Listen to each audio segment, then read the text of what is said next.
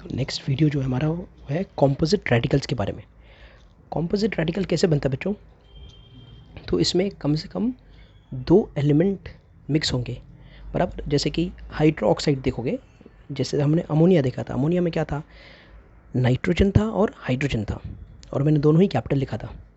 Chlorine लिखता हूँ तो मैं सी कैपिटल लिखता हूँ, एल छोटा लिखता हूँ। एल्यूमिनियम लिखता हूँ तो ए कैपिटल एल छोटा। इसका मतलब वो एक ही एलिमेंट है। लेकिन कॉम्पोजिट रेडिकल का मतलब ये है कि यहाँ पर 2 एलिमेंट इन्वॉल्व्ड है।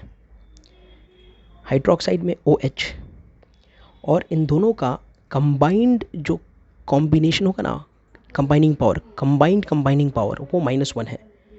तो मैंने लिखा है पहले -1 वाले यानी जब भी हाइड्रोक्साइड आएगा, नाइट्राइट आएगा, नाइट्रेट आएगा, बाइकार्बोनेट आएगा, बाइसल्फेट आएगा, बाइसल्फाइट आएगा, परमैंगनेट आएगा, क्लोरेट आएगा, आयोडेट आएगा, कभी भी कंपाउंड में ये नाम आएंगे ना, तो आपको इनके सिंबल के साथ क्या यूज़ करना है? -1 यूज़ करना है। क्या यूज़ करना है? -1। एक्चुअली हमें माइनस की ज़रूरत नहीं पड़ती है, सिर्फ इतना याद रख लो कि 1 यूज़ करना है, क्योंकि ये 1 वाले हैं ना, -1 वाले यानी कि 1 वाले। ठीक है, तो इनका जो मैग्नीट्यूड है हमें वो चाहिए सिर्फ। तो क्या है? मैग्नीट्यूड 1 है, भले माइनस है, लेकिन हमें क्या चाहिए? सिर्फ 1 चाहिए। तो ये लोग का नाम कभी भी आएगा तो आपको क्या याद रखना है? हमें यूज़ क्या करना है? हमें यूज़ करना है 1। ठीक है, 2 वाले।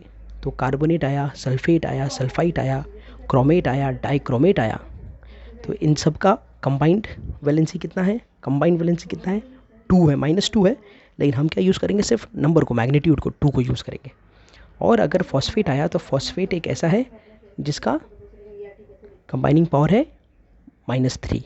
तो फॉस्फेट यूज़ करोगे तो नंबर क्या यूज़ करोगे? नंबर यूज़ करोगे 3। ठीक है, तो अब इनको यूज़ करके मैं आपको सिखाता हूँ कि हम लोग किसी भी केमिकल फार्मूला को कैसे बना सकते हैं, कंपाउंड के केमिकल फार्मूला को कैसे बना सकते हैं। ठीक है, तो अब हम लोग जानेंगे कि how to make chemical formula for compound using these concepts. Alright, so get ready. यहाँ पर कुछ एग्जांपल्स दिए कंपाउंड के, ठीक है, और इनका हमें लिखना है केमिकल फार्मूले। तो अब हम सीखेंगे कैसे लिखेंगे हम केमिकल फार्मूले। तो पहला नाम क्या बच्चों? पहला नाम है सोडियम और फिर है सल्फेट। सोडियम और सल्फेट। तो पहले नाम के लिए ना आपको जाना पड़ेगा बेसिक रेडिकल्स में, यानी कि पॉजिटिव वाले। तो हमारा पॉजिटिव रेडिकल वाला ये शीट है। सोडियम कहाँ पर है? सोडियम देखो यहाँ पर है। किस में है? फर्स्ट वाले में है। तो मैं सोडियम का सिंबल लिख लूँगा। सबसे पहले क्या लिखेंगे हम? सोडियम का सिंबल लिखेंगे। क्या लिख दिया? Na। और उसके चार्ज का वैल्यू लिख देंगे, कितना है? 1। कभी भी साइन मत लिखो, सिर्फ नंबर को लिख दो। ठीक है, तो +1 वाला है। फिर है सल्फेट। सेकेंड वाला पार्ट बेटा नेगेटिव वाला होगा। सेकेंड वाला पार्ट क्या होगा? नेगेटिव वाला। तो अब हम सब नेगेटिव वाले को ढूंढ के लेके आते हैं। तो नेगेटिव वाला ये है। क्या यहाँ पर सल्फेट है? यहाँ आप देखोगे सल्फेट है। और क्या है? SO4। और ये कौन सा है? -2 वाला, यानी 2 वाला। तो सल्फेट का सिंबल क्या है? क्या देखा हमने? सल्फेट का सिंबल देखा SO4, एक सल्फर और 4 ऑक्सीजन, ये सल्फेट का है। पर ये कौन सा वाला है? ये -2 वाला, यानी 2। सिर्फ नंबर क्या लेंगे? 2। अब क्या करना है? यहाँ पर जो नंबर है ये चले जाएगा सोडियम के साथ, और ये नंबर चले जाएगा सल्फेट के साथ। ठीक है, तो ये कैसा हो जाएगा? देखो, this will go and multiply with sodium and this will go and cross multiply with sulphate. ठीक है, तो ये दिखेगा टोटल Na2 इस तरह से चिपक जाएगा। Na2 और SO4 के साथ ऐसा ब्रैकेट में लगेगा 1, क्योंकि ये पूरे के साथ गया है ना 1, सल्फर के साथ भी और ऑक्सीजन के साथ भी।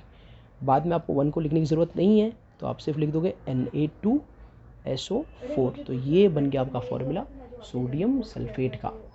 समझ में आया? नेक्स्ट है पोटेशियम और कार्बोनेट। पोटेशियम और कार्बोनेट। तो बच्चों पोटेशियम कहाँ पर है? पोटेशियम अपने देखो यहाँ पर है, +1 वाले में। तो यहाँ पर सिंबल लिखूँगा, उसका सिंबल K है, चार्ज 1 है। कार्बोनेट कहाँ पर है? तो कार्बोनेट को ढूंढते हैं। Carbonate, carbonate, where is carbonate? Here is carbonate. बेटा कौन सा वाला है ये 2 वाला है, बराबर। तो कार्बोनेट का सिंबल लिखेंगे। कार्बोनेट का सिंबल हो गया हमारा CO3, और कौन सा वाला? 2 वाला, CO3 2 वाला। तो अब इसका फॉर्मूला क्या बनेगा? ये 2 K के साथ जाएगा तो K2, और ये 1 जाएगा तो कुछ 1 गया तो उधर चेंज नहीं होगा ना, दिस जब 1 गया तो कोई चेंजेस नहीं होगा, बराबर। तो इससे रहेगा CO3। तो ये हमारा फॉर्मूला बन गया किसके लिए? पोटेशियम कार्बोनेट के लिए। नेक्स्ट है magnesium chloride. Magnesium chloride, magnesium कहाँ पर है? मैग्नीशियम, ये तो मैंगनीज है, ये मैग्नीशियम है। मैगी काया Mg, कौन सा वाला है? 2 वाला है। तो क्या लिखना है? मैग्नीशियम का पहले सिंबल लिखो, ये लिख दिया सिंबल हमने Mg, फिर उससे चार्ज का वैल्यू क्या है? 2 है। क्लोराइड, क्लोराइड कहाँ है बच्चों? क्लोराइड हमने यहाँ किया था, क्या था? Cl, और ये सब माइनस वाला है। Cl माइनस, नेगेटिव तो लेना ही नहीं है, खाली उसका चार्ज का वैल्यू ले लेना है। तो यहाँ पर लिख देंगे क्लोराइड का सिंबल है Cl और ये है 1। अब आप क्या करोगे? इसको क्रॉस मल्टीप्लाई करोगे ऐसा, तो Mg के साथ 1 किया तो कुछ चेंज नहीं होगा, सिर्फ Mg लिख देगा। यहाँ 1 लिखने की ज़रूरत नहीं है, लिखोगे तो भी प्रॉब्लम नहीं है, लेकिन लिखने की ज़रूरत नहीं है, बराबर। उतना तो आपका कॉमन सेंस होना चाहिए।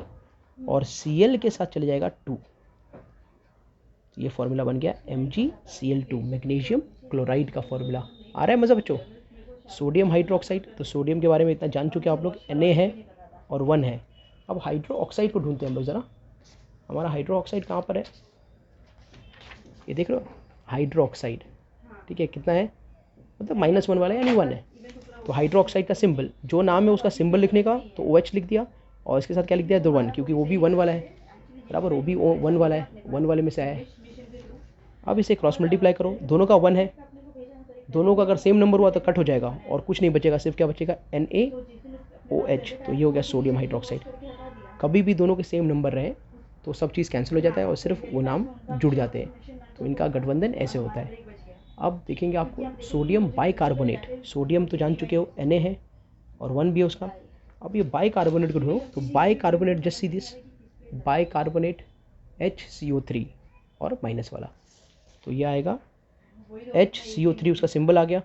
और ये कौन है बेटा? ये -1 वाला है ना, तो ये सिर्फ 1 आएगा, बराबर। इसका भी कंबाइनिंग जो पावर है वो -1 वाले हैं, दोनों सेम है, तो फॉर्मूला क्या बनेगा? NaHCO3। तो ये बन गया आपका सोडियम बाइकार्बोनेट, एक सॉल्ट बन गया आपका। यहाँ पर बड़ा इंटरेस्टिंग है एल्यूमिनियम सल्फेट। तो एल्यूमिनियम, ये देखो बेटा, थर्ड वाले में से आ रहा है, एल्यूमिनियम थर्ड वाले में से आ रहा है। तो एल्यूमिनियम का सिंबल, इसके नीचे इसका सिंबल, तरीका सीखो, इसके नीचे क्या उसका सिंबल, तो हमने सिंबल बना दिया। अब उसके चार्ज का वैल्यू है 3। फॉस्फेट, फॉस्फेट के नीचे उसका सिंबल, तो फॉस्फेट कहाँ से मिलेगा? दिख रहा है आपको? ये फॉस्फेट का सिंबल क्या है? PO4, और उसका चार्ज क्या है? 3-, तो ये PO4 और कितना है चार्ज? 3 है। 3 क्या हो गया? कैंसिल, ये दोनों 3 क्या हो गया? कैंसिल। क्या बना? AlPO4, ये बन गया आपका एल्यूमिनियम फॉस्फेट। क्या बन गया? एल्यूमिनियम फॉस्फेट, ठीक है। अब magnesium oxide, magnesium Mg, magnesium क्या है? Mg, वैल्यू क्या है उसका? 2 है, वैल्यू क्या है उसका? 2 है, ठीक है। और क्या है? ऑक्साइड O, ऑक्सीजन, ऑक्सीजन का वैलेंसी क्या है? 2 है, ऑक्सीजन का वैलेंसी क्या है? 2 है। ये 2 क्या हो गया? कैंसिल, तो क्या बनेगा? MgO, क्या बनेगा? MgO, ठीक है। बाद में मैं आपको लास्ट में ना कुछ डाई एटॉमिक, बराबर, कुछ एलिमेंट जैसे हैं डाई एटॉमिक हैं, डाई एटॉमिक आपको सिखाई दूँ, जैसे कि ऑक्साइड, ठीक है। तो जो ऑक्साइड होता है ना, इसका वैलेंसी 2 होता है, क्योंकि डाई एटॉमिक है लोग। इसका चार्ज जो आप देखोगे ना, तो 2-, क्या है? डाई एटॉमिक, याद रहे। सल्फाइड आया, सल्फाइड, तो सल्फाइड के लिए भी क्या आएगा? ये भी डाई एटॉमिक है, SO2-, ठीक है। और नाइट्राइड आया, नाइट्राइड, ये ट्राई एटॉमिक है, यानी कि N3-, ठीक है। तो ये थोड़ा सा इसमें याद रख लेना, डाई एटॉमिक और ट्राई एटॉमिक। इसके लिए इनके हिसाब से मैंने ये तो पहले टेबल में सिखाया नहीं, लेकिन ये भी आप अपने इसमें नोट डाउन कर लो, बड़ा इंपॉर्टेंट है। तो जहाँ पर भी ऑक्साइड आएगा क्या आएगा उसका? 2, क्या आएगा? 2। तो ये 2 कैंसिल, फॉर्मूला क्या बना? MgO, M capital G small O capital. Calcium oxide, calcium का क्या है? ठीक है, कैल्शियम को तो हमने देखा है ऑलरेडी, यहाँ पर ये दिख रहा है आपको? कैल्शियम कितना है? Ca, कौन से वाले में? 2 वाले में से, सेकेंड वाले में से ना, 2 वाले में से। तो कैल्शियम का सिंबल क्या है? Ca और वैल्यू 2 लिख देंगे। ऑक्साइड का तो अभी देखा हमने, सिंबल है O और वैल्यू है 2, 2 क्या हो गया? कैंसिल, क्या बचा? CaO, ये बन गया आपका कैल्शियम ऑक्साइड का फॉर्मूला, ठीक है। अब फेरिक ऑक्साइड, तो फेरिक को जाओ पहचानो, फेरिक किधर है? फेरिक यहाँ पर है ना, आयन वाला फेरिक, और ये तो फेरस है, ये तो फेरस है और ये फेरिक है। तो फेरिक ऑक्साइड बनाना है, तो किस में से? थर्ड वाले में से। ठीक है। तो उसका सिंबल होगा Fe, चार्ज है 3, ऑक्साइड का सिंबल है O, चार्ज है 2। अब देखो 2 नंबर सेम है क्या, नहीं है, तो ये जाके Fe के साथ चिपक जाएगा तो Fe2 हो गया, और ये जाके O के साथ चिपक जाए तो O3 हो गया। तो ये बन गया फेरिक ऑक्साइड का फॉर्मूला, Fe2O3। अब फेरस ऑक्साइड, तो फेरस का Fe है, इसका भी सिंबल, ऑक्साइड का सिंबल O है, दोनों का सिंबल लिख दिया। कभी भी सिंबल्स लिख दो, फिर उसके चार्जेस ले लो, इसका चार्ज 2 है, इसका भी चार्ज 2 है, ये दोनों कैंसिल है, फॉर्मूला बनेगा FeO।